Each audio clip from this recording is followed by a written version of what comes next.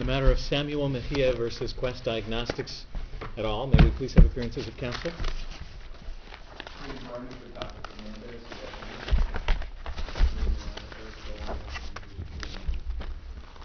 Good morning, Anthony Rodriguez, New Jersey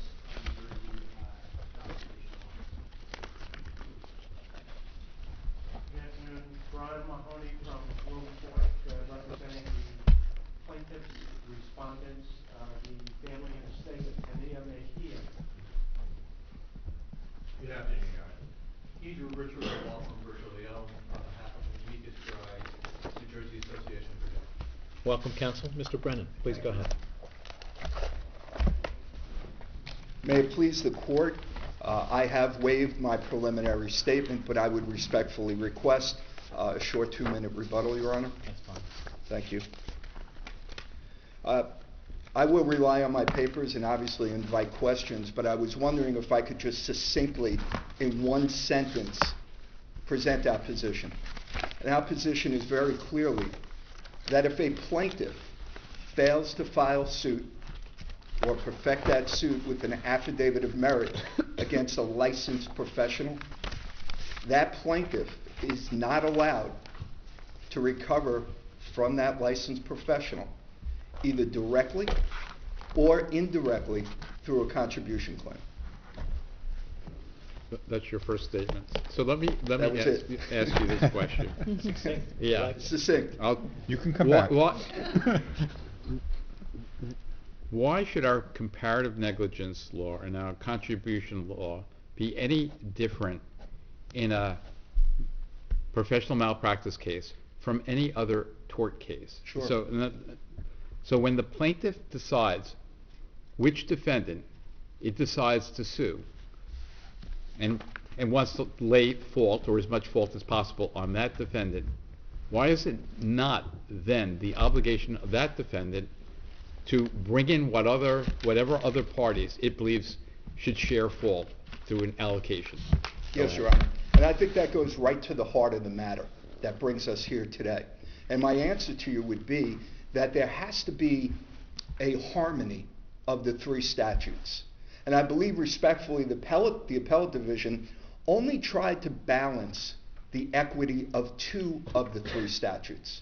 The appellate division tried to balance the equities of the joint tortfeasor law and also the comparative negligence law, but left out the whole affidavit of merit law. And that goes to Your Honor's question. Why does it matter?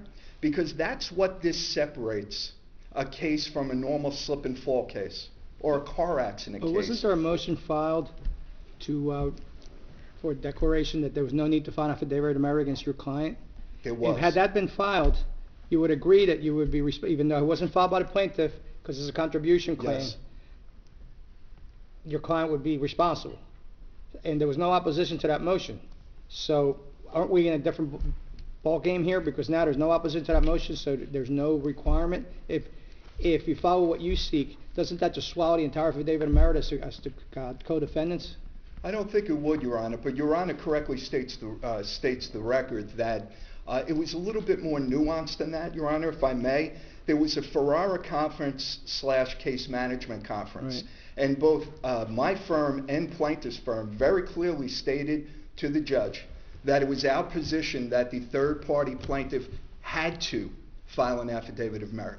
That was our position. But there was a motion. There was. It was not opposed. You're absolutely And correct. I'm not suggesting other recourse, but that's where we are. Well, we're there to a certain extent, Your Honor, but my focus, respectfully, is not on the obligations between the third-party plaintiff and the third-party defendant.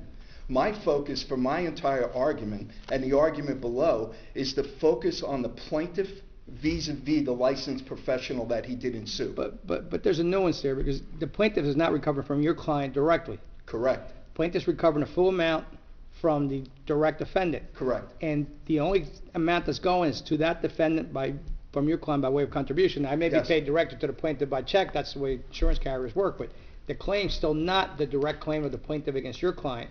It's a contribution claim by the third-party plaintiff. 100% correct. So the argument you make as a direct is not really, Well, to some degree, not accurate. You're 100% correct. That's why I tried to focus on direct or indirect through a contribution claim, Your Honor, it's still coming out of my pocket. It's still coming out of my client's pocket. And I think one of the bedrock principles of litigation is that a plaintiff should only be able to recover against a party that they sue. What would that do to the contribution statute? Well, because the contribution, I'm sorry, Your No, Honor. no, go ahead. What would that do to joint tortfeasor contribution It- statute? It would disappear in legal malpractice cases or professional malpractice cases. Well, it would only disappear under certain circumstances. Because, Your Honor, as I stand here today, there's not been a trier of fact who has said that plaintiff made the wrong decision. Plaintiff may have made the entirely right decision. We won't know. But if a trier of fact ultimately finds that my client was liable, why shouldn't the plaintiff be stuck with that decision? Because they decided, because just from the beginning of your statement. Yes. They decided to pick the person, the defendant, that they felt was the most responsible.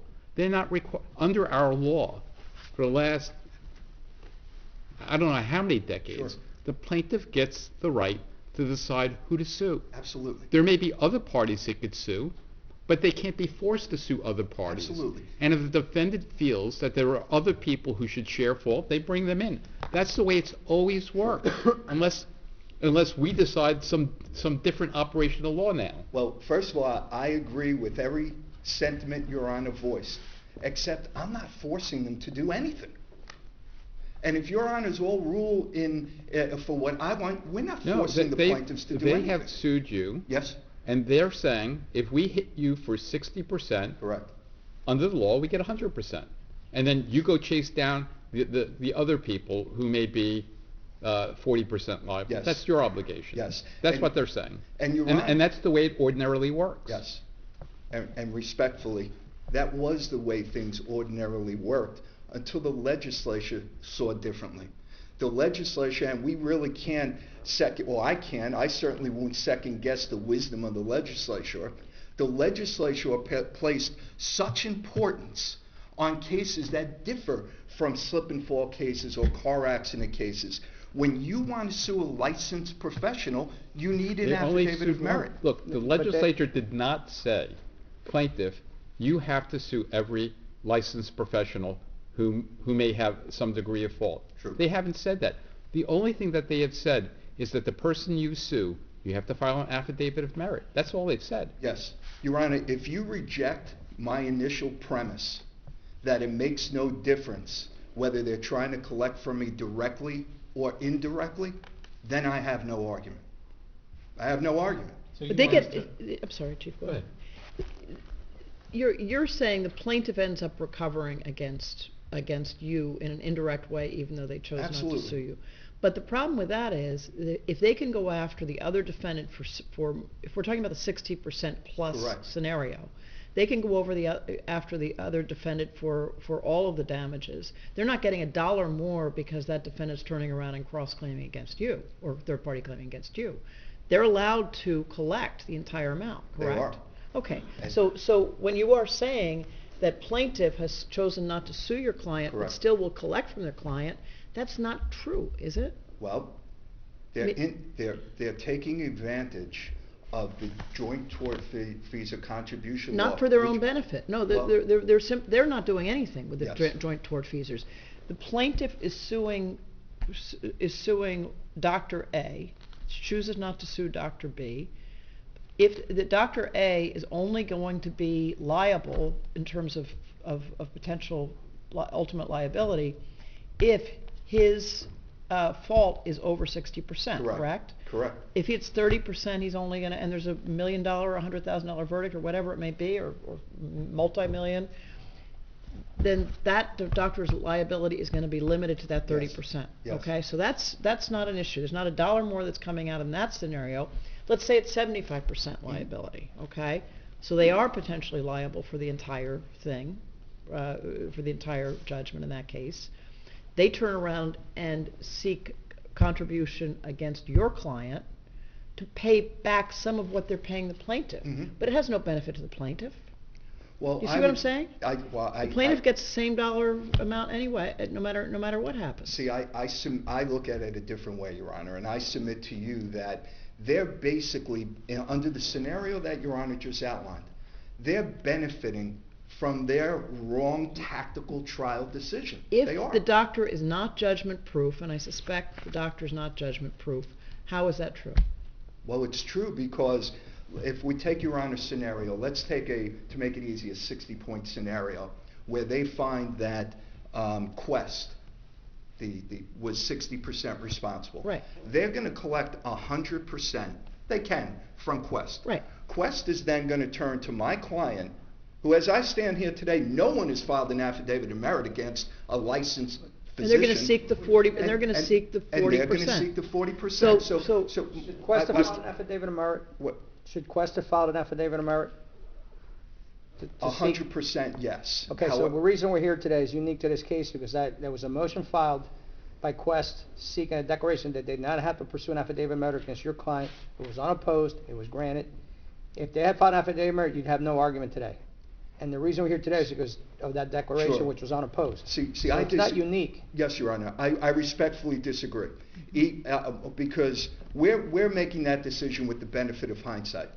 What I'm saying, and my position, is that when we start the case, a plaintiff's attorney, if this is before a third-party case, a plaintiff's attorney has to file an affidavit of merit against a defendant if they eventually want to recover indirectly through a contribution, regardless of whether a third-party plaintiff eventually files an affidavit of merit. Well, That's my position. What do you When Quest brings you in Yes, Your Honor.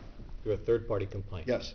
What's the underlying theory as to why you should be on the hook? Well, that's a great point, and there is no underlying theory because, Your Honor, and this is kind of getting in the weeds a little bit, but I'll go there because Your Honor is directing me there, and it's an excellent point.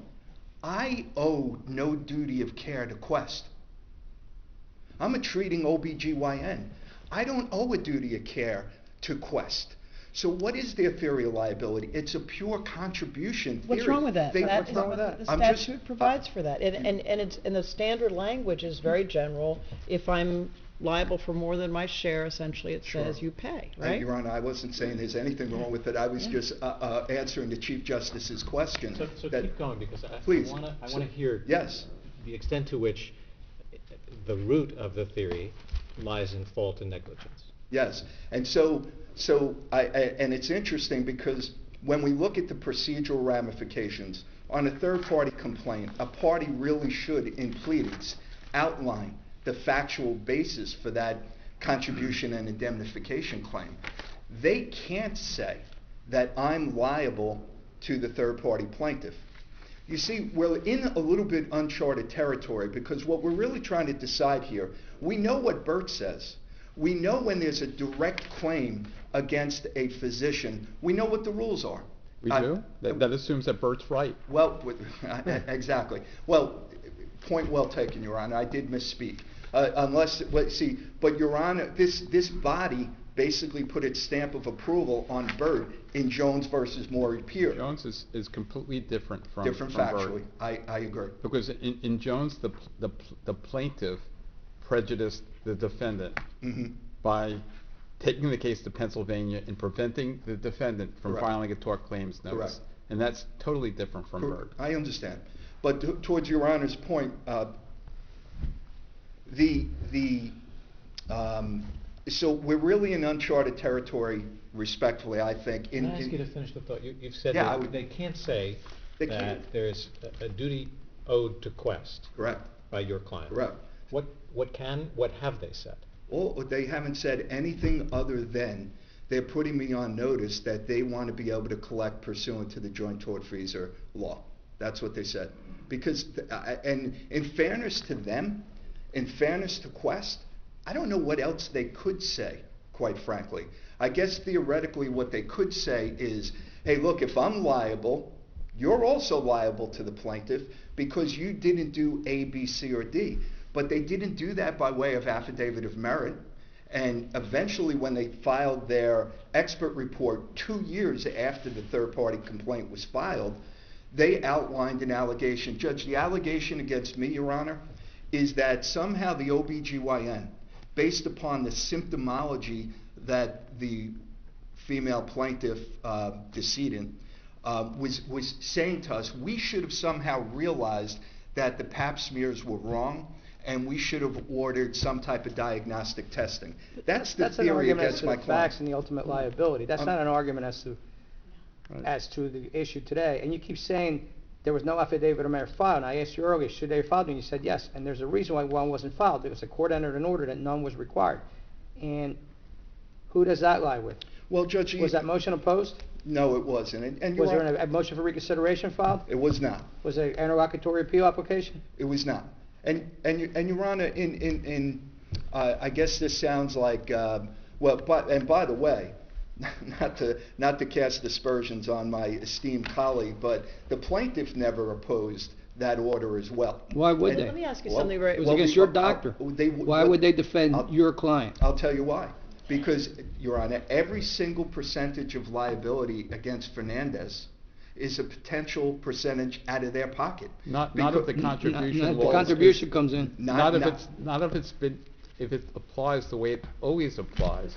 The plaintiff sues the defendant. If he gets 60%, he collects 100%, unless this court's going to Yes. say otherwise now. Judge, that's a big if. Let me ask you Because very Your fundamentally, Honor, so- But Madam Justice, excuse me, No, I'm sorry. that's a big if, Judge. Go ahead. You can't assume that they're going to get I 60% don't know. against Quest. And if they only get 59, Yes. then they made a wrong And decision they by should- not bringing in you. And they should have opposed that motion, shouldn't they have? Yeah, They but should have had said an that the expert's third-party report. plaintiff should. But they had an expert's report that said your guy wasn't liable. I presume you're going to examine, cross-examine, and go up one side and down the other from that plaintiff's expert to try to get yourself off the hook from any exposure in this at all. Well, Your Honor, they don't have. Isn't that how it's supposed to work? Your Honor, plaintiffs don't have an expert report in this No, case. but The the defendant- defendant who brought you in does. Absolutely, absolutely. Let me ask you very And you know about fundamentally. I do have that report. But they do have an expert's report, the plaintiff, that does not implicate your client. Yes, sir. Yes, Your Honor. And you can go up that expert and down the other side and explain how your client doesn't have any responsibility. 100%, but my. Let the jury figure it out. If it turns out that they're wrong, they can't, they took the risk. They said we yes. may end up only recovering a piece of what the jury gives us. I'm so sorry. But You Yes. can't ask them in bad faith to join you and offer an affidavit of merit report, an affidavit of merit that they don't have. My position is my client should not have to go through the expense and the inconvenience of a trial where there was no affidavit of merit filed against them. So my guess is you probably, and your colleagues are lobbying the legislature as we speak to deal with the situation that we presume the legislature understood when they said if you're on the hook for 60%, you're on the hook for all of it, and you gave every defendant the incentive to bring in anybody else that they could find to be exposed. I don't know if they looked at it in Oh, that nuanced way. I was a former legislator. We looked at everything. I don't think Just so. kidding, I just mean, kidding. this body has decided more medical malpractice litigation dealing with the affidavit of merit, I think, than any other case. But let me ask you dealing just- with Ferrara and everything else. So Let me ask you just very fundamentally, Yes, and please. obviously you're well experienced in all this. The idea of both contribution and the third-party claim Correct. is that, well, don't answer me and said I'm correct until I finish the sentence. You may not agree with me. The idea is that the plaintiff sues maybe 50 defendants, and the defendants are new to the case potentially. They may not know who of all of the remaining 49 defendants they may actually have a claim against, but they assert the claim at that stage in a very general way, and that's what the statutes envision. You would agree with that? the affidavit of merit statute? I'm not talking about affidavit of merit. I'm talking about the CNA and the Joint Tortfeasors Contribution Law. Okay. They simply, for example, I'm sure you do it all the time. You file a cross claim that simply generally asserts common law indemnification and the statutory contribution. Correct. Right? That's Okay. correct. And at that stage, you're not required to say, let's use a cross claim as an example.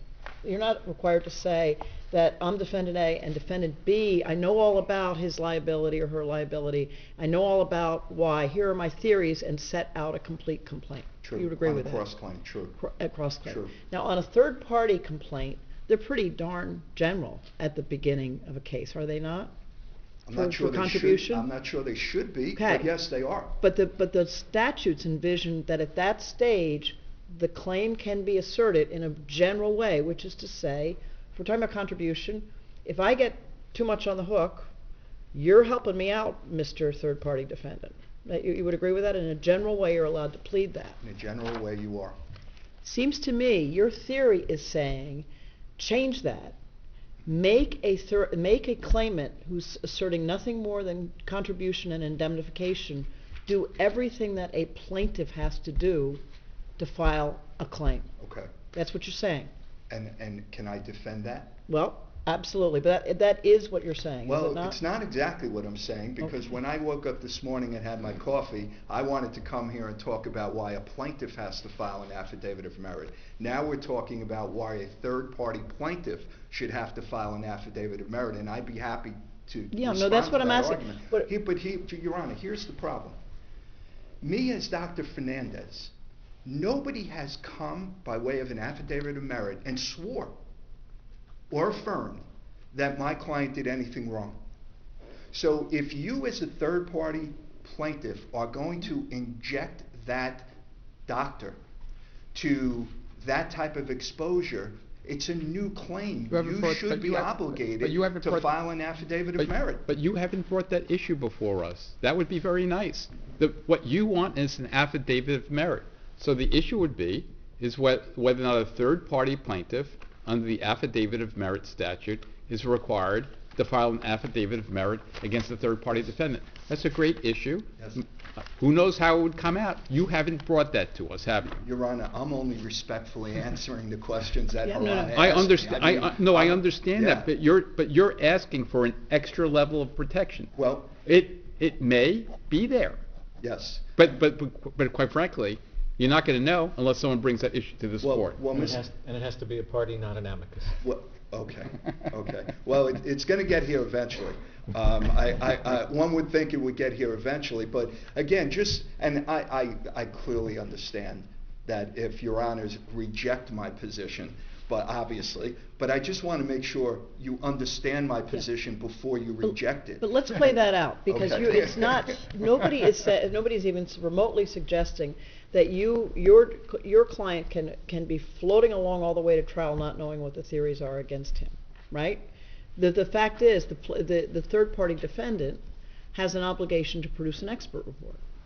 2 years after they bring me into the Okay, case. but prior to trial, with Correct. sufficient time to prepare for trial, just like, so you get the benefit of, whenever the court decides an expert report is Yes. due, you get the benefit of the requirement that they have the right expert, and the expert goes through the proper methodology under 702, Yes. 703, and sets forth the whole thing well in advance of Right. trial, and then you have the opportunity to respond with your own expert. I respectfully disagree for 2 reasons.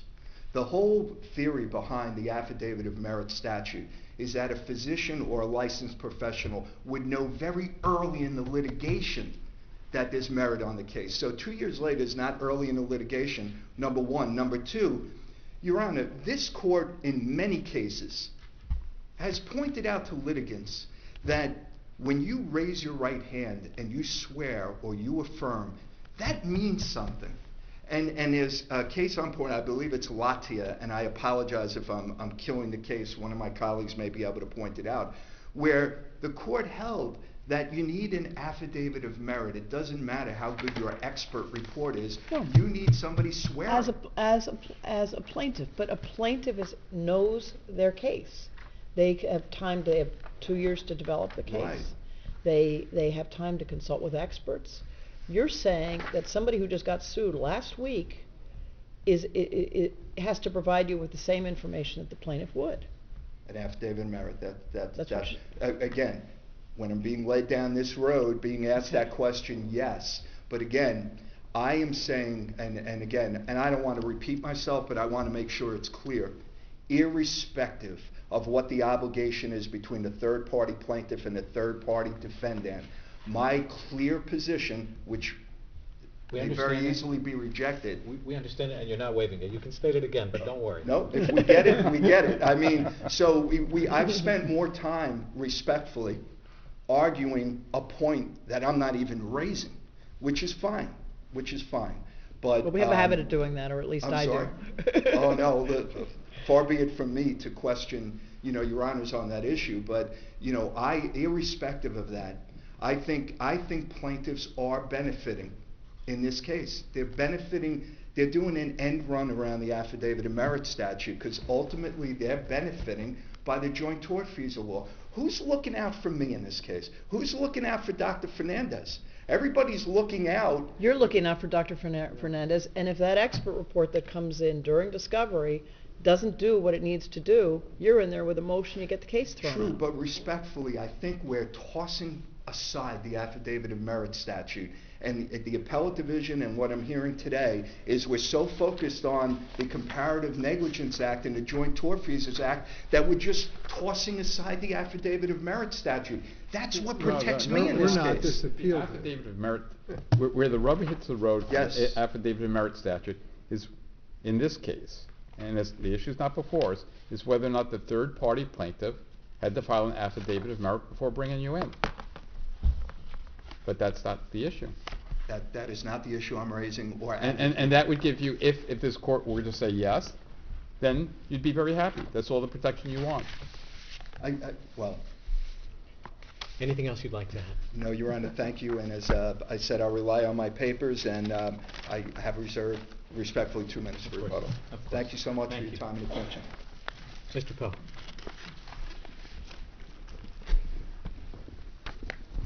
Thank you, Your Honors. May it please the Court, Eric Poe on behalf of Amicus, New Jersey Pure.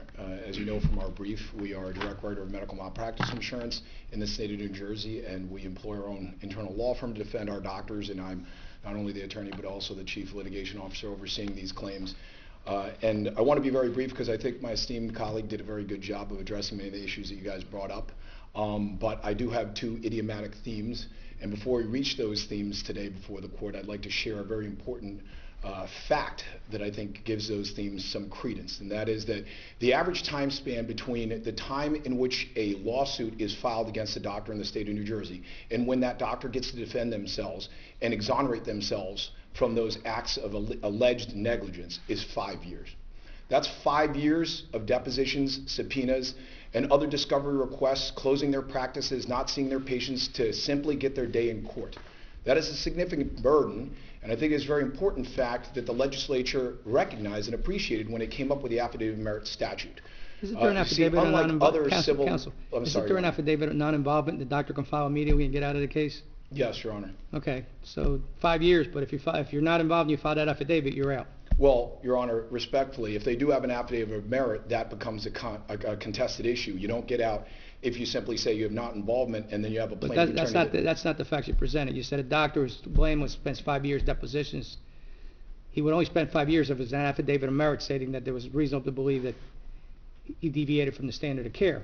But if You're there's an right. affidavit of non-involvement, those 5 years are non-existent. You're I'm right, just Your pointing Honor. that out to you. That You're right, Your Honor. Why did the missed the legislature? point. Why did the legislature say the plaintiff? You know, when you look through their statutes under Title IIA, they understand clearly. Well, I won't let our former legislator speak to that, but they understand what a third-party plaintiff is. Correct. You agree with that? Yes. And they understand what a cross-claimant is. They understand what a contribution claim is. They said the plaintiff, and they also talked about, tied it in with the complaint. Now, they could have said the plaintiff, or in the case of a third-party complaint, the third-party plaintiff, right? Yes, Your Honor. Now, they could do what they want to do with that, but they haven't done it. Well, Your Honor, I think our position on this is that a third-party plaintiff is still a plaintiff, and so there is still a requirement for you to state a cause of action. So earlier, Your Honor had said that, well, a third-party complaint can simply just say contribution and indemnification in order to continue. Our position is that the rules of civil procedure require that that third-party plaintiff actually has to state a cause of action. You may be right, When but that's not the here. doctors that your company insures, and there are multiple doctors, and they choose to file claims against one another, whether they're third-party complaints or they're cross claims, they use that general language, do they not? In what context, Your Honor? Well, just contribution means that in the event that I'm held liable for more than my share, and I'm making it more colloquial than it is, that you are liable for part of that, Mr. Co-defendant. Yes, if they can perfect a claim against us. Right. So you would not want your insureds in that situation to have those claims barred simply because they don't say count one, and go through the standard of care and set forth information about the facts that they don't even have yet. I See what I would, mean? Your Honor, well, I would rather take that burden than have this court render a different decision than it did in the Appellate Division in Burt, or synonymously in Jones if you take the Tort Claims Act. And our position on this is that this court 2 years ago had to weigh and balance all these statutes, and instead of the Tort Claims Act, we simply believe the Affidavit of Merit statute has the equal respect and credence that this court should give regarding whether or not you can pursue a claim against the doctor. You may be right, but we're not here to answer that question. Well, Your Honor, I would respectfully ask say us that to, I just think not. that this court is answering that question, that the question is whether or not in the formula that this court derived 2 years ago in Jones versus Maury Piers is the similar weighing and formula, the balance of whether or not those statutes can be harmonized. Listen, I'm not saying we can't do whatever we decide to do, but there was an opportunity to raise the failure to provide an affidavit of merit by the third-party plaintiff. There was that issue, and that issue essentially was waived because the motion was not opposed. Well, So- our position is that we question whether or not you can waive a statutory requirement, right? So the reason why counsel, in our opinion, did not oppose that motion is A, because there's a Ferreira conference in which they actually agreed and demanded an affidavit of merit and wasn't done. Secondly, if at the law of the land at the time on the Burt case actually stands for the notion that an affidavit of merit was not required in a cross claim, even though in Burt's case they called it a cross claim at the time that the Appellate Division heard that case. That's they were allocation. not Burt was about co-defendants. allocation. Burt's about allocation of fault. It's not this. Burt is not quite this situation. Well, Your Honor, we would respectfully suggest that the Burt is exactly this fact pattern. The only difference is that in this case, the plaintiff actually went to a physician that they chose and they said, we can't get an affidavit of merit. How we believe that's not analogous to Burt when they sue a doctor and then they can't comply with a statutory requirement of getting an affidavit. Would it have made a difference if they didn't get, if the plaintiff just decided it did not want to sue Dr. Fernandez? Wasn't that within their right, or no? It is within their right, Your Honor. So why should that be held against them? They feel that Quest is a responsible party, and they're pursuing them. And if Quest feels that there are people who should share, then they bring them in. That's just the way it's always worked. You're right, Your Honor, and we don't disagree with that. Here's the only thing that we disagree with. The fact that when Your Honor had suggested that it only has a penalty against the plaintiff if they get 60% or more, right? And if they get 59% of an allocation by a trier of fact, they're willing to accept the fact that they don't get to collect whatever percentage is put on They Fernandez. made a huge mistake by not bringing in someone else. Right, but what I think, what I don't know if everyone appreciates is the fact that we're allowing this big if to occur requires an insurance company to actually invest well over $150,000 in 5 years defending that doctor with the notion that the big if would not occur. So we're going to raise the rates for all of our doctors, and we're going to have to defend doctors through 5 years of this simply to hope that they're going to get 59% or less, and it would have absolutely no effect on us. How about filing a problem motion is- to dismiss for failure to provide an affidavit of merit? Well, Your Honor, I agree with that. I would Well, say that. then, this global catastrophe you're painting doesn't exist, because if something comes in like that, you have very competent counsel who will file a motion to dismiss for an affidavit of merit. The court may or may not grant it, depending on what's there. I'm not suggesting. But that takes care of this catastrophe of spending $150,000 for 5 years, because you could be out immediately if there's no affidavit of merit, like perhaps this case. You're right, Ron. I can't address So, the specific procedural question as to why we didn't oppose something that in the Burt case suggested we don't need to. And this case is different from Jones, because in Jones, the plaintiff prejudiced the defendant's ability to file a Tort Claims Act. And in this case, the plaintiff didn't do anything to prejudice Quest from filing a affidavit of merit. And that's a huge difference. But Your Honor, I would offer to the court that in that Jones case, Are we suggesting that if the plaintiff didn't do that, that the decision by this court would be different? I believe that the Comparative Negligence Act, this court would have weighed that and said, look, the plaintiff had every opportunity to perfect a claim against the school. They didn't do it, regardless if it's a Why? third-party They complaint or don't not. want to bring them in? I'm trying to understand why in professional negligence cases, our comparative negligence and contribution law works differently. Merely because there's an affidavit of merit required. That's what I'm not understanding. For two reasons. Number one, I think it's very important to recognize that plaintiff attorneys take these cases and they have a 2-year statute of limitations to examine this. It's not like the plaintiff has the ability with the same medical records that the defendant that files a third-party claim has at that time. But they're not required to bring in parties they don't want to litigate against. Then it's up to the defendant to bring them in. That's just the way our contribution law has worked for the last 100 years. Yeah, we agree, Your Honor. The only part that we would say that we disagree with is the fact that if they choose not to bring somebody in, they can't also say that it's an undue, burdensome situation if they suffer the consequences that that person is somebody that's uncollectible. They're willing to accept the consequences. The legislature said, here's how you allocate, here's the way it gets paid, and if they don't get 60% on somebody, they're hurt. They are taking the consequences. They are taking the risk. But as my colleague, Mr. Brennan, said very well, in my opinion, who's looking out for the doctor that has to go through the 5 years of this case? Well, wait a minute. Or the insurance company that has to defend That's a him? different question now. All these doctors that are worried about each other's premiums and worried about each other's liability are suing each other, and the plaintiff is supposed to be worried about that? The legislature's not worried about that, but we're supposed to worry about that? I think the part that we have to worry about is the fact that the plaintiff had the exact same facts and medical records. We allow John Doe's. And had an expert that said Dr. Fernandez is not responsible. What the heck was the plaintiff supposed to do? Sue him in bad faith? Well, Your Honor, it's funny because I would say that when I added two idiomatic themes today, one of the themes was getting your cake and eating it too. And our adversaries in Amicus here are wanting to argue that in this case, they comply with the affidavit of merit statute simply because they go to a doctor who examines the medical records and say, I don't think I can author an affidavit that your doctor did anything wrong, but they want to get the benefits of the cake.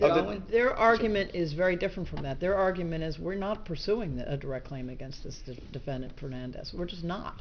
And so they're leaving it to the Comparative Negligence Act to sort out the potential fault. But they're not saying we comply just because we went to a doctor. That's not an argument I saw here. But Your Honor, aren't they talking out wrong? of both sides of their mouth if they're saying that they won't suffer the consequences of where they're saying they're making that decision? They're the architect of their own claim. Right. So if And that's a Contact risky. your office to see who they should sue and who will be approved by you, what doctors that you insure. They can sue whoever they want. If they choose not to sue Dr. Fernandez, that's their choice. Quest brings them in. They now have a cross-claim, a claim for contribution. If they're less than 60%, they don't recover the full amount. If they're over 60, they get it from Quest, and Quest will get it from your doctor. But what you suggest is that they should call you first and say, what doctors is it okay for us to sue? They can sue whoever they want. No, Your And Honor, there we're should- simply saying that if you choose not to sue our doctor, and you choose within that 2-year statute of limitations, reviewing those medical records and not getting an affidavit of merit against us, you don't get rewarded by the fact that through the Joint Contribution Tortfeasor Act, that if that number is over 60%, we're left holding the bag. This is what I'm missing, frankly, from both of you are fine advocates. I'm not saying this in any critical way. But I don't understand what the argument is. I think the plaintiff's theory is very risky. The plaintiff's theory, and I think you would agree with that, it's very risky. They are, for whatever their reasons, not suing this doctor. They are at a minimum risking an allocation of fault, which would come right off the top of their verdict. Correct? Correct. And they are potentially also risking with respect to actual liability being assessed, which they can see no part of. In other words, that defendant may be on the hook for some amount, which is only going to go to ameliorate the burden on the other defendant, and it's not going to add to any of the dollars that the plaintiff gets. But it's only risky if they actually get less than 60% on the direct defendant in which they sued. So the problem is that 60% of uncertainty requires our doctor to sit in litigation for 5 years and for us to expend $150,000 Only if plus. someone brings you in, then you'll know what your risk is. Okay, so the plaintiff sues the defendant, and as someone pointed out, if the doctors want to start suing doctors, and you represent doctors, then they'll know. They'll know what their obligation is. They'll know what the risk is. You'll know what their risk is early on. Our position would be that if they can't get an affidavit of merit directly from the plaintiff, then they cannot recover from us. Understood. Thank you, Your Honors. Thank you. Mr. Argyropoulos?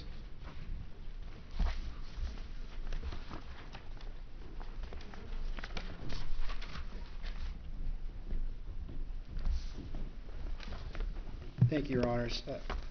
A lot of what I intended to say was covered by Your Honor's questions to my colleagues.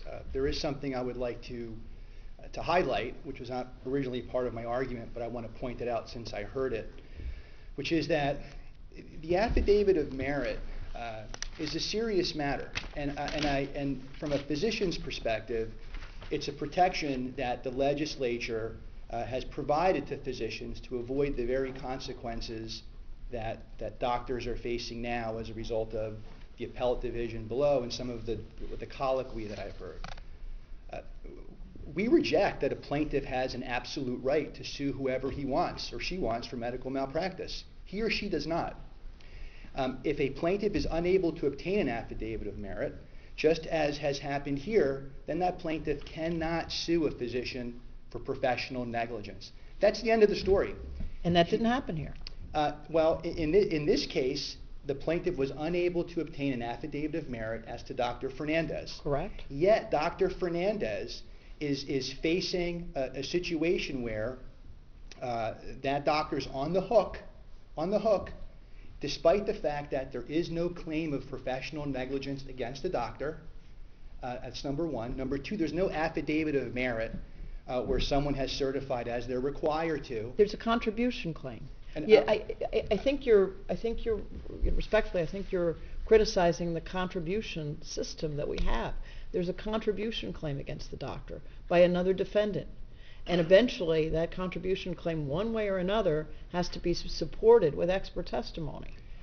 So it may not be a traditional negligence claim in the sense of, I'm a plaintiff and you were negligent, therefore you're liable to me, but it's a contribution claim.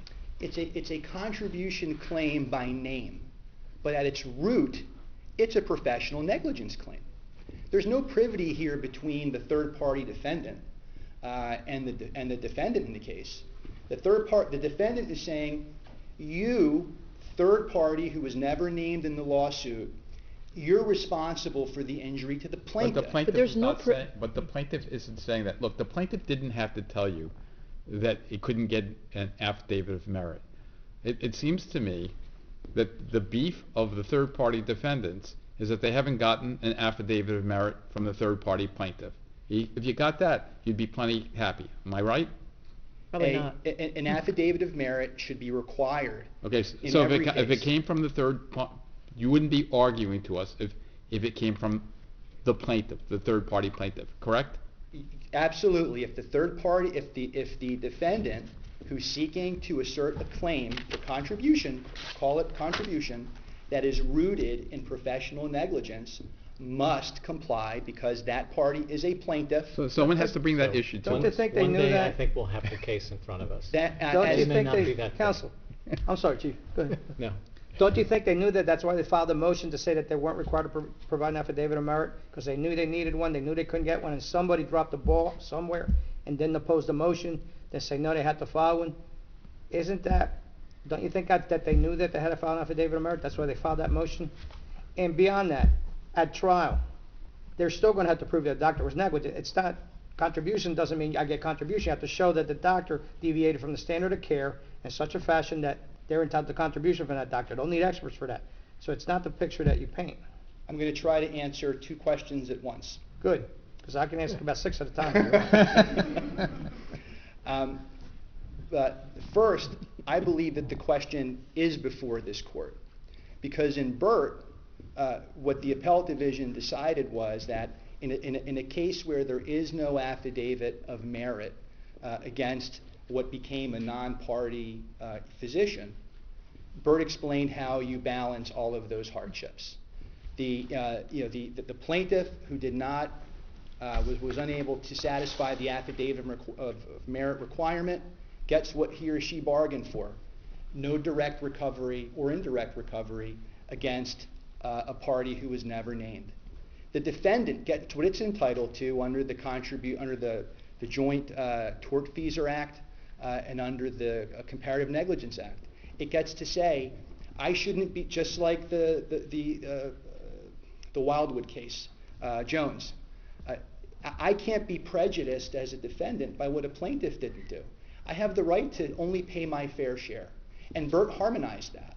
Bert, so Bert is a different case. Bert's not even before us, okay? So this court has yet to give its stamp of approval on Bert. But in Bert, the plaintiff brought in a defendant that got dismissed because of the lack of an affidavit of merit or an untimely affidavit of merit. And at least in that case, the defendant could claim, I was wrongfully brought into this case, and I had to get a dismissal, and therefore, going forward, there shouldn't be any allocation against me because of the wrongfully bringing me into the suit. That would be an equitable argument. That's completely different from what we have here, because the plaintiff hasn't done anything wrong. The plaintiff didn't bring Fernandez in wrongfully. The plaintiff didn't file a complaint against Fernandez.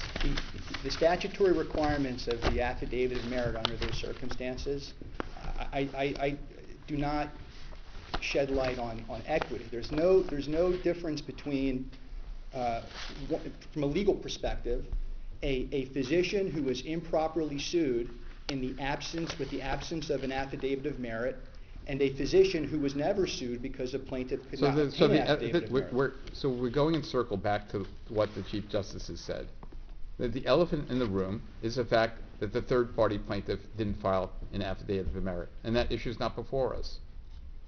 And if you argued and were successful that it should be filed, then you wouldn't be arguing before us. And as representing an amicus in this case, the position of the amicus is that this case before Your Honors, which does touch upon Bert, and it concerns the appellate division's departure from Bert, it puts that issue squarely before the court. How can we? Do we have Quest before us?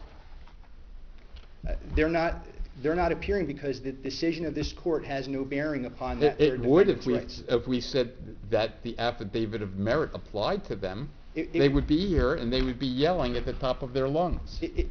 Respectfully, they would not, because they would be treated as a Bert defendant. No matter what, that defendant is going to get the benefit of ultimately paying its fair share, whether under Bert, where there will be a reduction in the molding, or under the Mejia decision, where some third-party defendant is ultimately going to be on the hook to pay real dollars.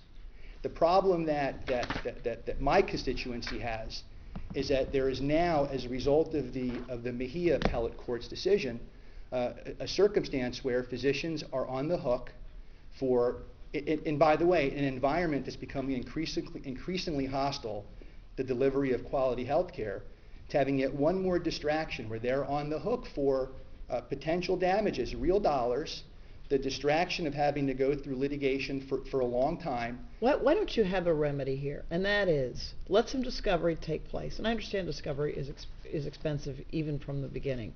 But let some basic discovery take place that would allow the third-party defendant to at least articulate a claim or decide whether it has a claim. And then you go before your judge and you say, I think this claim is meritless. I'm asking for a quick, and it's done all the time, a quick expert deadline so they can state their theory of liability against us. We don't know what it is, right? That solution, I think, not in any way intentionally, but I think it really doesn't put enough value on the... Go ahead. I'm sorry. Just finish your... It doesn't put enough value on something that the Burt Court and the legislature recognized. It's easy for lawyers to say, we're just going to do this and that and we'll file motions.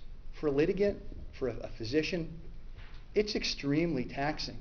the job of being a doctor has become the job of being a biller, the job of being a witness, the job of being a defendant, and right now, it's the job of defending a case where there's no claim of negligence But against you. there's a claim of negligence. Why don't they file a motion to dismiss or fail to provide an affidavit of merit? And that'll stop the further. When the third-party complaint comes in, how about a timely motion to dismiss or fail to provide an affidavit of merit? And then the case, if they can't provide when the case is over. So all these concerns about the doctors worrying about billing and providing health care and the lawsuit and depositions would be gone if a motion had been filed. They're filed every day by direct defendants against plaintiffs. I'm sure they could sitting over there tell you how many of those they receive. There's I can't speak to the practice in the case below, but from my point of view, there's a policy issue. And the policy issues we have for our conferences, in any instance with respect to affidavits. That would bring it to a head, would it not? And it's early in the case.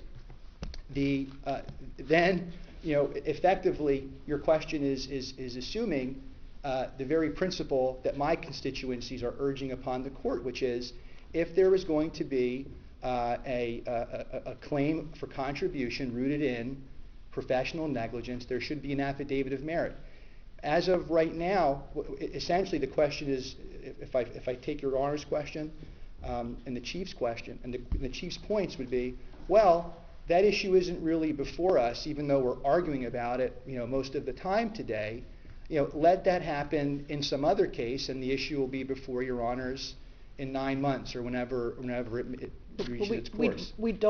We don't deal with issues generally that are not raised by the parties. You would agree with that? I agree 100%. And if that issue came up, the party affected here, who was Quest, and perhaps a new amici would be interested in getting into that issue. Well, the party who's affected here, Quest is not affected from any practical perspective because, again, whether they're treated as a Burt defendant or as a party with the contribution claim, they're getting the same benefit. You're assuming we're blessing Burt right now, okay? And that's not even necessarily before us. So look, the issue could have been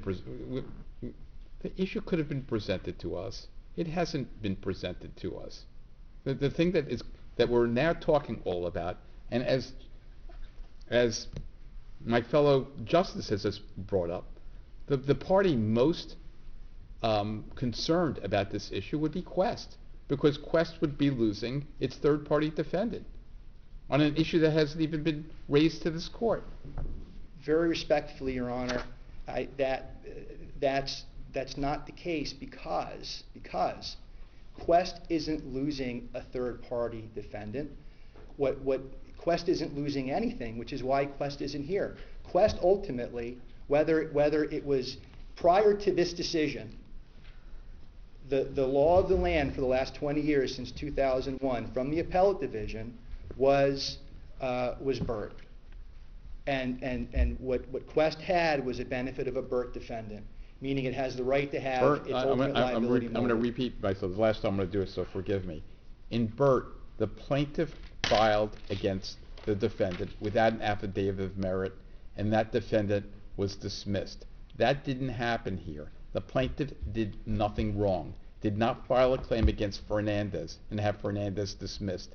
That distinguishes this case from Burt. Am I correct? Factually, yes, but as a practical matter, the plaintiff in this case did the right thing by attempting to get an affidavit of merit. The plaintiff was unable to find an independent physician to sign his or her name to a statutorily required document that says this is meritorious. And therefore, rather than bring a sham lawsuit, rather than take any other type of action, that plaintiff did what it's supposed to do. Whether that makes this plaintiff better, different than any other plaintiffs, I can't say. But what I know is that I don't think that a plaintiff gets credit for not suing someone that it had no right to sue. And the failure to obtain an affidavit of merit is equivalent to failing to state a claim. If the verdict comes in under 60%, the plaintiff only collects his share from Quest, and that's it. If the verdict comes in over 60%, the plaintiff collects the entire amount from Quest. And Quest is losing, based on what you said, the opportunity to have contribution from the doctor. So they do lose something. They lose the opportunity to have them 100% reduced by the doctor's negligence. And they're not here to defend that. And Your Honor's question, No, it's not, it was a question, it was a statement. Your Honor's statement is taken to heart, and it assumes the statement that this court does not approve of the reasoning in Burt. And with all due respect to my colleagues who made the point, The reasoning in Burt is all about what happened in Burt, which is the plaintiff sued a party and failed on a statutory requirement. That's what happened in Burt, right? Yes, but what was before this court was now what? What was before the appellate division? Well, Yeah. now what do we do? How do we Okay. harmonize But these that's statutes? that was the setting of Burt. This is a situation where the plaintiff has done what I think the legislature was hoping the plaintiff would do, which is not file a complaint without an expert having at least preliminarily opined that there was professional negligence. That's what the legislature was aiming for. And it's the legislature was aiming to protect, in the affidavit of merit statute, physicians from being brought into lawsuits without having that benefit. And yet, in this case, now doctors in New Jersey are facing exactly that. I think we have your argument. Thank you, Your Honors. Thank you. Mr. Mahoney.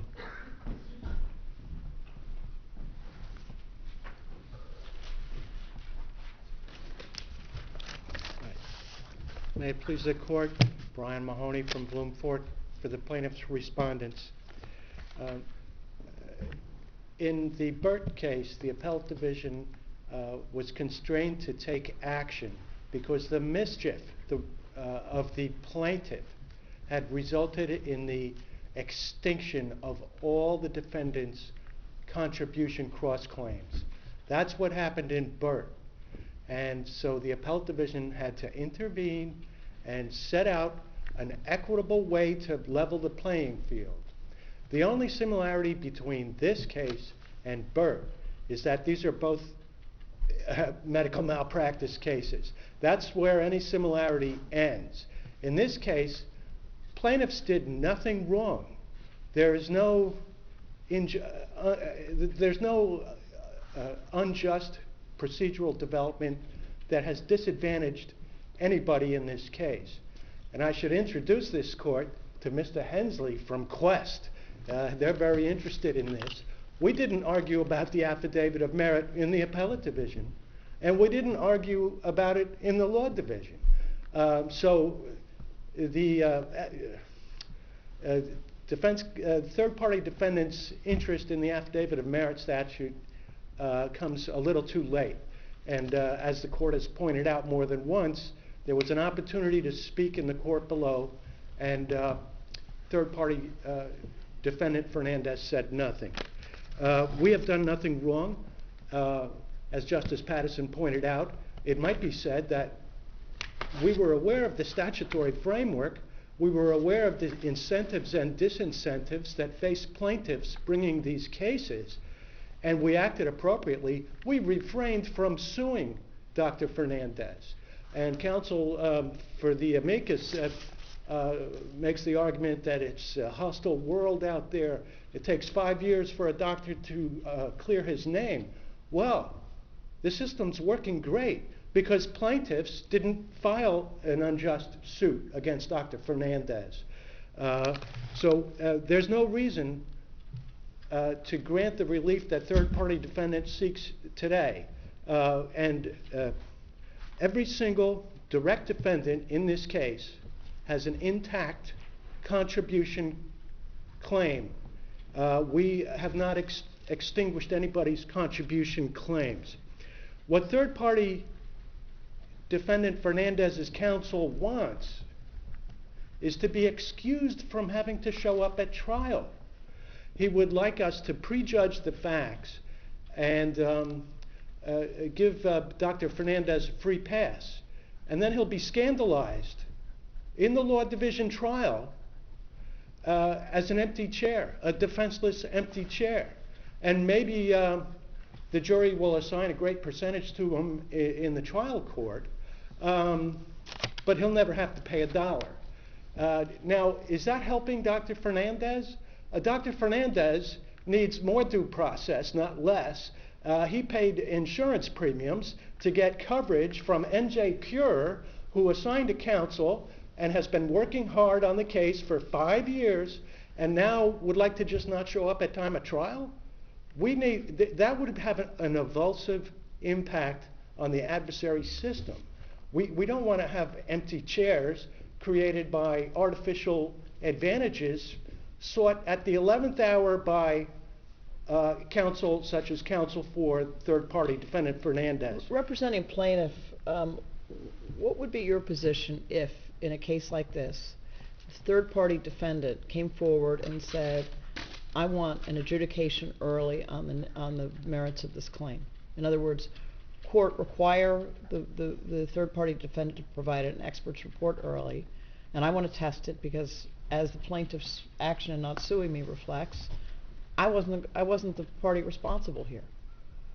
Would you oppose that kind of quick resolution of the third-party complaint? I know that's a what if, but just in terms of how case management.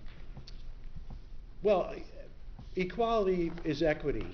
So I favor a symmetry of burdens for those who, as defendants, are asserting a claim against a third-party defendant doctor.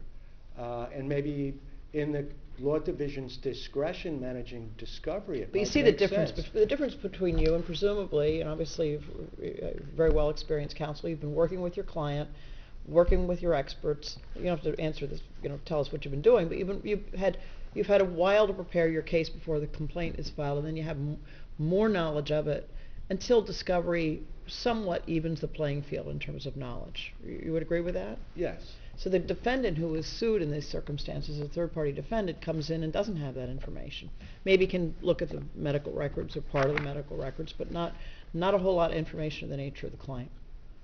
Wouldn't it be equitable for a court to, assuming all the other things are equal, allow for a quick disposition of a claim right up front, as soon as there's enough information in discovery? Well, of course, we don't have law division judges scrutinizing plaintiffs' affidavits of merit. All the plaintiff's expert has to say in that affidavit is there's a basis to find a deviation from accepted standards of care. It might be nice if third-party defendant Fernandez could have received that assurance in some form, but to have the whole case laid out in detailed early discovery, I don't know about that. Have you ever had any case where a judge has required a third-party plaintiff to file an affidavit of merit? I haven't seen it. I have not seen it. So I guess I can't help Your Honor in that respect. Well, what they wish to do in order to get the relief they seek, that is, have Dr. Fernandez be absent at time of trial. In order for that to work, without prejudicing others, they want this court to strip my plaintiff of the right to pursue 100% recovery against a 60% or more at fault defendant. And there's nothing exotic about this 60% or more at fault defendant. Out-of-town Amicus might find it strange that New Jersey settled on the 60% floor when it comes to joint and several liability. But it's been a feature of New Jersey jurisprudence going back to 1874 in one form or the other. In fact, during the first 13 years of the Comparative Negligence Act, a 2% at fault defendant could be held responsible for the 100% if it were convenient for a plaintiff to get the recovery from that 2% at fault individual. So historically, it was pro rata, right? So it was totally Correct. bad luck or good luck, depending on as to how many defendants were in. Well, the way it worked, yes. Before 1952, there were no contribution claims. But if plaintiff proved that a defendant was a culpable tortfeasor, yes or no, 100% responsible. Even if there's 4 defendants in the case, they're all 100% responsible. Plaintiff's not allowed to get a 400% recovery. There can't be any, double payments there. And then in 1952, we had the Joint Tortfeasors Contribution Law come into place so that there could be a sharing in terms of pro rata shares. It would be assumed that 4 culpable defendants were 25% each responsible and would thereby reimburse each other any overpayments made as a consequence of plaintiffs' collection efforts. There's no irreparable harm here based on the awkward situation where Dr. Fernandez is being sued on a third-party complaint. The third-party practice has been a part of the New Jersey court rules since forever, at least as long in my experience. The entire appellate division argument by the third-party defendant requires this court to prejudge facts. Isn't Mr. Brennan really saying, let's say plaintiff made a mistake? He keeps saying plaintiff didn't perfect a claim against Dr. Fernandez. Well, wouldn't it be more accurate to say we never brought a claim against Dr. Fernandez? But in essence, what he's saying is plaintiff made a mistake. He did not sue my doctor. My doctor was at fault. And now my doctor's being inconvenienced. And my insurance company has to pay for me to go try the case. Well, I didn't hear him say his doctor was at fault. Well, I've heard counsel say that maybe plaintiffs dropped the ball here. We didn't perfect our claim. We never presented a claim. The system is working properly. And Amicus stands up and says this case will have a broad impact on the medical profession because the atmosphere out there is hostile. And I think it's counterintuitive for the insurance company to be taking the position it is today. They want to abandon their defense of Dr. Fernandez and have an empty chair at time of trial. That is not a just solution to their concerns. As I say, Dr. Fernandez needs more due process, not less. Also,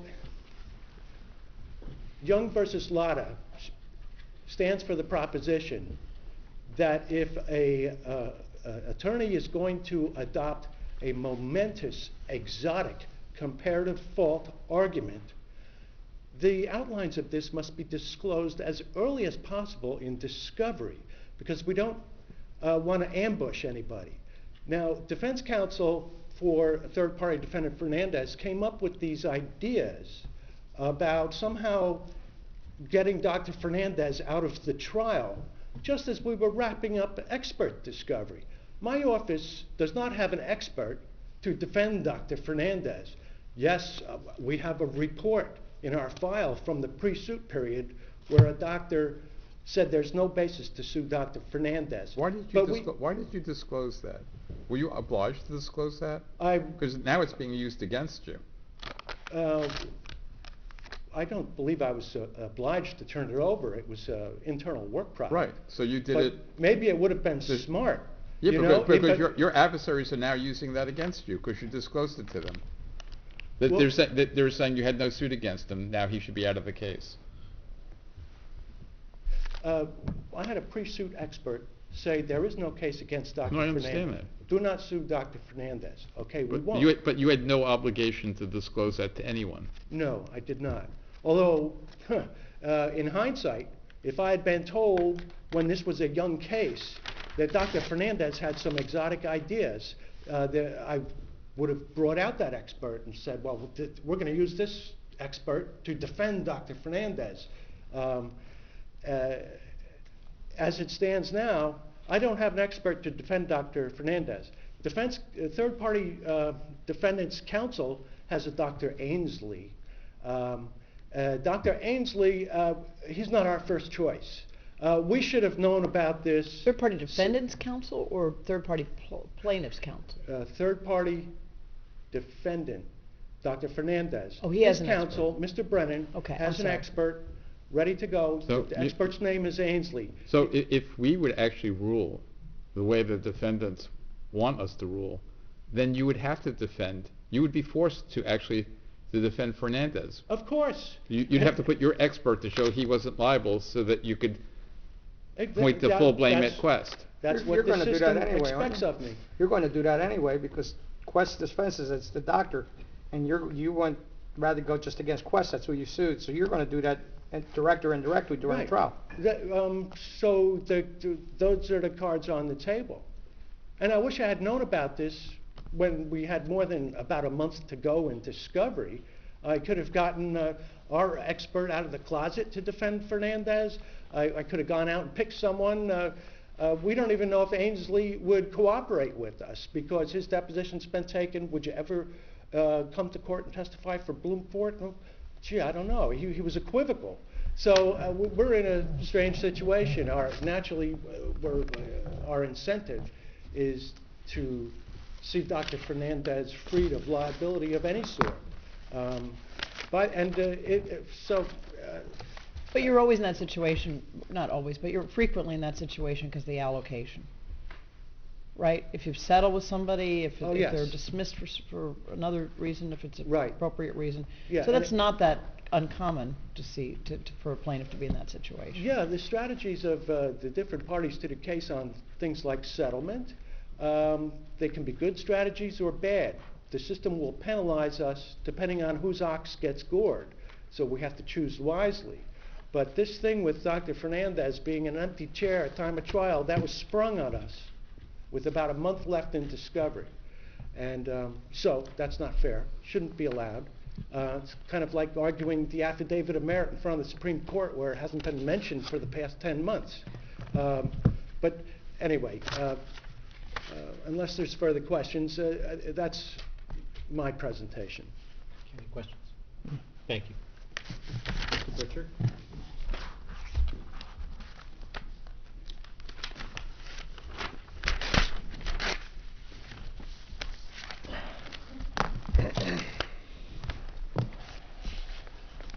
May it please the court. I am mindful that Your Honor has made the point that you are not here to answer the question that I placed in my brief suggesting this court should accept sua sponte. I had hoped that as an amicus counsel presenting that, someone in this matter who has significant interest in this would in fact step in and do so. Unfortunately, that hasn't happened. So I have to simply say that since that is obviously, as I think someone's already said, the pink elephant in the room, I will move on. I think you just gave it the pink color. It was an elephant in the room before. It was an elephant until I... But now is an even more impressive elephant. Even more impressive, this one? Okay. And so as a result, I have to move to the discussion of what really is before the court, which is the question of, let's look at number one, what should happen, whatever the determination is. Let's assume that ultimately someday this court does get a case, the court concludes an affidavit of merit is not required in a contribution third-party claim, or decides it is. If they say not, we still have to address what happens in a trial scenario like this. If the court says it does, well, let's assume then one does get served, and there is, in fact, an individual with a claim. What has to happen is that there needs to be a participation by that third-party defendant because the allocation process requires that there be a full-throated defense of that individual. Mr. Brennan says, who is here to watch out for Dr. Fernandez? Well, the answer is clear. That's Mr. Brennan.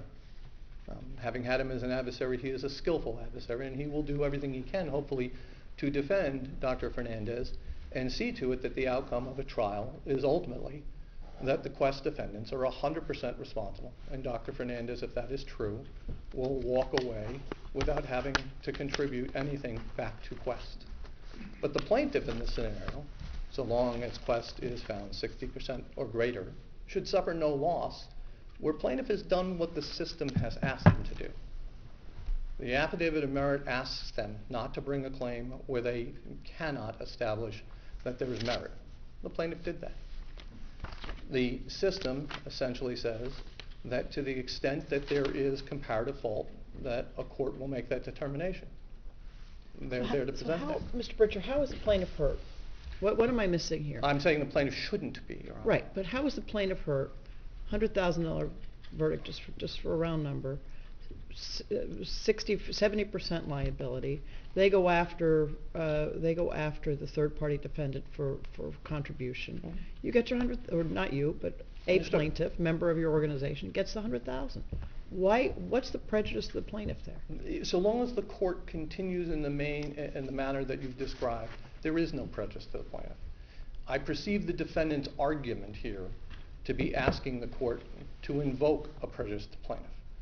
What they're essentially saying is, if you, the plaintiff, despite having in good faith sought an affidavit of merit and having gotten one, don't sue our individual directly, you can't collect from them. That's wrong. That is not at all what is the intent of the affidavit of merit. It's not what's the intent of the comparative fault law. It's not what's the intent of the contribution law.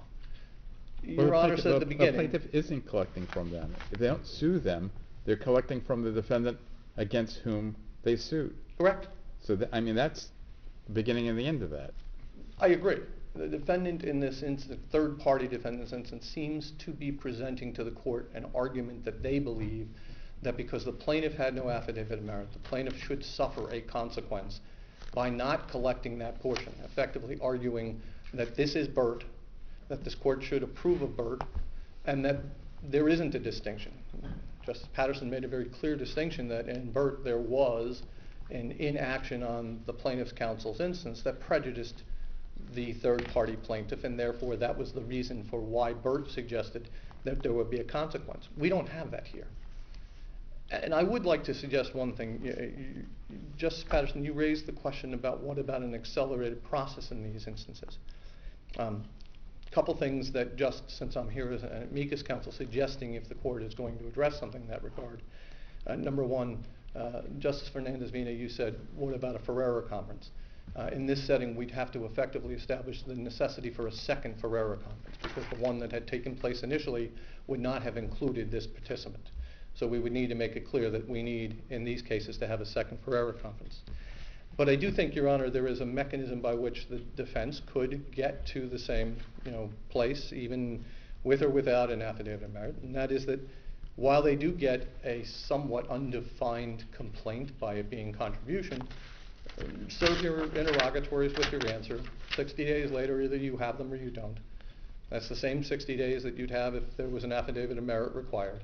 You now know that they're making an allegation premised upon you having some basis for this being, in the form of a malpractice claim, and have the court then say, fine, in the next 60 days, defendant, a third-party plaintiff, you're going to have to provide an expert report. There has to be consideration of the inequity at that point in terms of knowledge between the plaintiff who knows his or her case very well, has access to all the facts, presumably. In and the defense of my defendants were just colleague, I learning do about need it. to point out to the court that while there's a 2-year period of a statute of limitations, not all of our clients walk in the door. In fact, none of our clients On walk day in the 3? door on day 3. It's much more common they walk in somewhere in about 18 months because unfortunately a common occurrence is they may suffer an injury that somebody tells them is going to get better over time. But the fact is, you have time. We do have time to develop the case, to study the medical records, to talk to experts. Somebody gets sued, has a short time period to answer, Sure. file a third-party complaint. They don't have a lot of information. No, but the third-party plaintiff has from us as a defendant already the medical records of the individual, and certainly can be, if you're going to, again, look at an early resolution, compelled to produce those to the third-party defendant in a short period so the third-party defendant can develop an understanding of what the case is or isn't. What we shouldn't allow is the potentiality that this works to a detriment, other than the potential detriment that plaintiff made a improper decision not to sue Dr. Fernandez in a situation where Quest is found to be less than 60% responsible. Plaintiff should be able to make their full recovery, and it is entirely an instance where Quest then gets to collect its contribution from the defendant. I have nothing further unless the court has questions for me. One follow-up, Chief, if I may. Have you ever heard of a judge taking the position that a third-party plaintiff has to file an affidavit of merit? That they have to? No. That they don't have to? Yes. And it is problematic in this instance. I'm would sorry? be remiss, it is problematic in this instance. I will tell the court that I am handling a somewhat similar matter where Quest is the direct defendant and where Quest has third-partied the obstetrician who was found by my reviewer pre-suit not to have been in any way at fault. So I can tell you that I'm here in part recognizing full well exactly what is the scenario that occurs in this instance. Thank you. Thank you, Your Honor. Mr. Brennan. Thank you. So this is the first time that I've had the proud pleasure of appearing before this esteemed body. Come back again. Excuse me? Come back again. Yes. And I'm a trial attorney. I'm not an appellate guy. But as a trial attorney, I know how to read the room. So I'm not going to repeat the arguments that I made, but I do want to mention something that's extremely important to me. Whether the elephant is pink or not, at this point the elephant's sitting on my chest. And the reason that it's sitting on my chest is that it's been suggested somehow that there wouldn't have been a problem if we only moved to dismiss the third-party claim by saying they needed an affidavit of merit. And I don't think that respectfully is necessarily true. And I think we're hearing from other counsel. They never heard of any judge ruling that way. Well, but there's no case law on this. I shouldn't say there's no case law on this issue. There's a law division case by Judge Massano out of Hudson County, which is the Nagim case, N-A-G-I-M.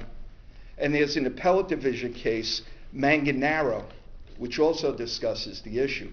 But in both those cases, and you're going to forget about me when I leave this courtroom, but if this issue ever comes up before Your Honor, Your Honors, and I think it will, as to whether a third-party plaintiff has to file an affidavit of merit, both those cases, the only cases on this issue throughout the state, dealt with the situation where there was a contractual relationship between the third-party plaintiff and the third-party defendant.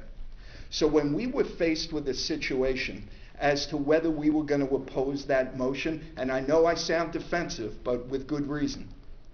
The way I viewed the world at that point, there's no third-party plaintiff that's going to have problems getting an affidavit of merit. There's no third-party plaintiff who's going to have a problem, Your Honor, even if I put to their feet to the fire early to get an expert report, they're going to get that expert report. It's a wasted motion. And I don't think any of Your Honors would be shocked, especially Your Honors who are trial attorneys. If you can't get an affidavit of merit from one doctor, you go to another doctor. If you can't get it from that doctor, you go to a third doctor. I don't think there's, and maybe call me cynical, but you're eventually going to find somebody in California or North Dakota. You'll go wherever you have to go to get the affidavit of merit. We see this all the time. So, and again, the legislation said plaintiffs have to get an affidavit of merit. I don't really think personally that it does anything to stop litigation against doctors, because they're always going to be able to find a doctor who's going to file an affidavit of merit. I mean, let's kind of really talk about the real situation that's going on with medical malpractice litigation. So we make these attorneys jump through the hoops, and we're going to Ferreira conferences and all these things. That's only where a plaintiff's attorney basically doesn't do his or her job and doesn't file it in the right time. But attorneys like Mr. Butcher, attorneys like Mr. Mahoney, they'll get their affidavits of merit. They're not just going to not pursue a case because they can't get an affidavit of merit. Sometimes I had to go to 5 doctors, Your Honor, in order to get an expert report in a case. But that's what you do. So why didn't we file a motion putting the third-party plaintiff's feet to the fire? Because the law office is the law office of William Brennan. And I take responsibility for not filing that motion. It wouldn't have done any good. They would have gotten an expert report. They would have went out and got an affidavit of merit. I'm just wasting trees at that point filing that motion. Now, maybe I'm cutting my own throat. And again, you'll probably forget this argument once it's ever raised, but it really is not going to protect my client, because eventually I'm going to be sued in the case anyway. What's so third-party interesting, action. you're obviously telling us that this law is like a big waste of time. I hear you. But on the other hand, you're willing to use it today against the plaintiff for not having filed a direct affidavit of 100%. merit against you. That's exactly what I'm doing, 100%. Because what William Brennan That's is called doing advocacy. is That's called advocacy. And I'm being honest. I mean, you play with the rules you dealt with, yes? So I'm not going to look behind the legislature's wisdom in doing the affidavit of merit, right? But I'm just trying to speak to you as to the realities of the situation.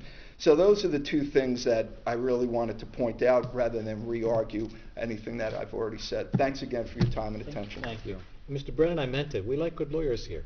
Trial court lawyers, appellate lawyers, you can come back. Today, feel free to sit. Today we had very fine presentations. Thank you, Your Honor. And I want to say to the amicus in particular, you heard questions from a number of us about the scope of the issues that the court will hear in this case. If we don't reach the issue, we'll welcome you back as amici in the next case.